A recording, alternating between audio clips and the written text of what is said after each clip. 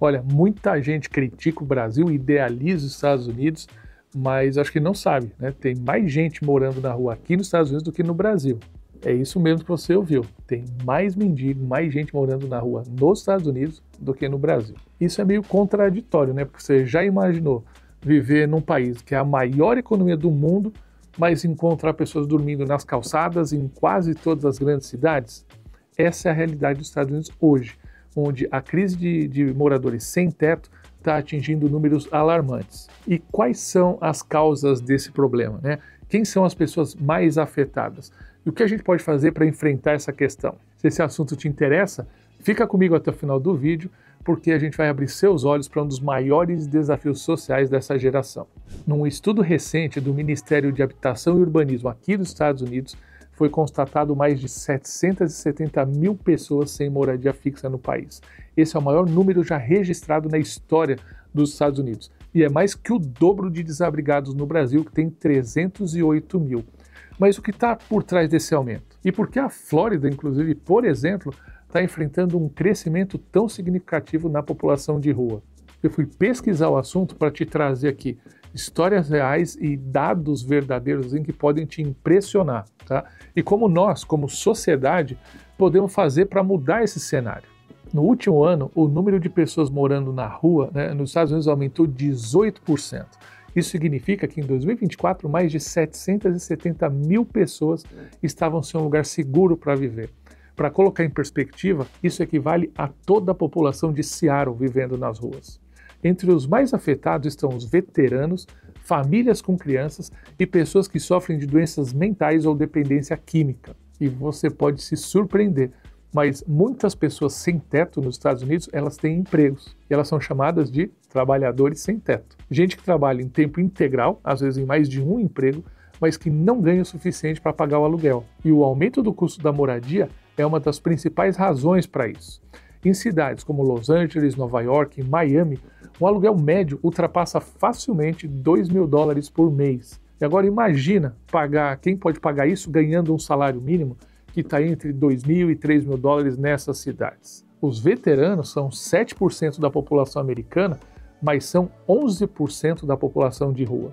Esses homens e mulheres que dedicaram suas vidas ao país, mas voltaram para casa com traumas psicológicos, como o transtorno de estresse pós-traumático, e têm dificuldades para se reintegrar à sociedade. Outro grupo em crescimento são as famílias com crianças.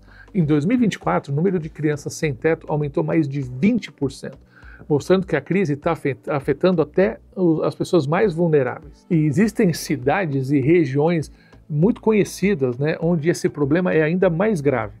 Em primeiro lugar, tem Los Angeles, na Califórnia, com cerca de 71 mil pessoas em situação de rua, e é lá onde está o famoso, né, Skid Row, no centro da cidade, que é uma área onde milhares de pessoas vivem em condições precárias, em barracas de plástico.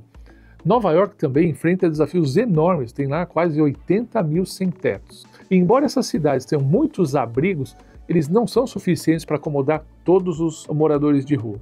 E na Flórida, o número de pessoas sem teto está crescendo rapidamente. No condado de Broward, por exemplo, aqui na Flórida, mais de 1.700 pessoas vivendo na rua, e sem contar outros milhares que estão vivendo em abrigos temporários.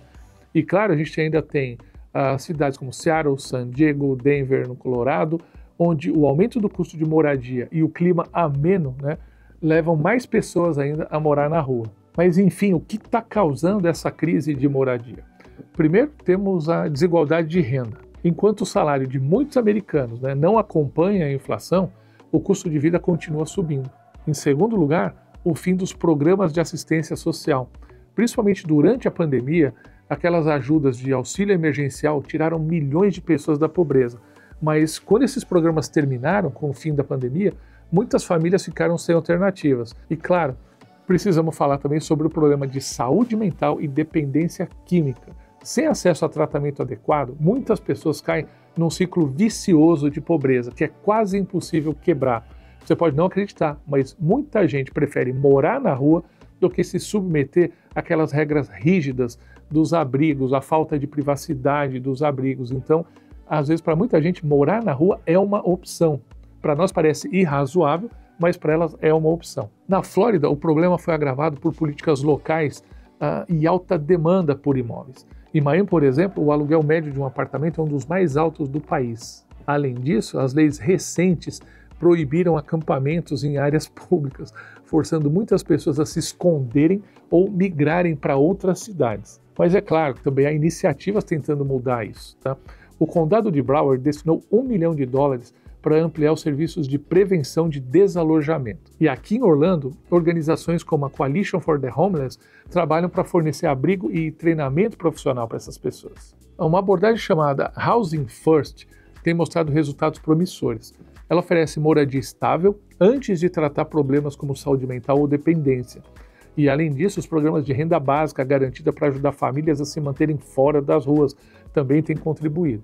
Políticas para controlar o aumento de aluguéis nas áreas urbanas são essenciais para evitar novos casos desses. Isso já acontece em muitos estados dos Estados Unidos, onde o aluguel não pode aumentar mais do que a inflação. Mas essas mudanças não dependem apenas do governo. Empresas, universidades, a comunidade em geral pode colaborar para criar essas redes de apoio. E cada um de nós pode ajudar, seja com doações ou com trabalho voluntário. O que essa crise mostra é que a pobreza extrema não é apenas uma questão econômica, é o reflexo de como uma sociedade trata a sua população mais vulnerável. E se a gente quer mudar isso, a gente precisa agir logo. E isso começa com empatia e a disposição de fazer a diferença. Talvez esse vídeo tenha se surpreendido. Você achava que esse era um problema exclusivo do Brasil e de outros países pobres, né?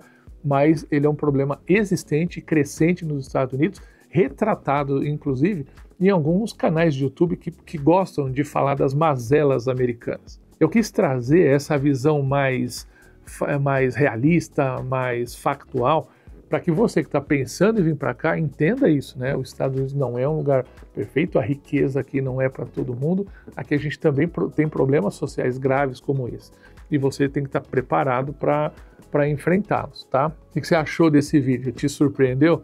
Deixa o teu comentário aqui. E se você quer continuar vendo vídeos sobre os Estados Unidos, não esquece, se inscreve no canal, mas ativa o sininho, porque só assim o YouTube te avisa quando eu lançar um vídeo novo. Se você tem um amigo que gostaria de receber essa informação, compartilha o vídeo com ele também, tá? Te vejo no próximo vídeo. Tchau!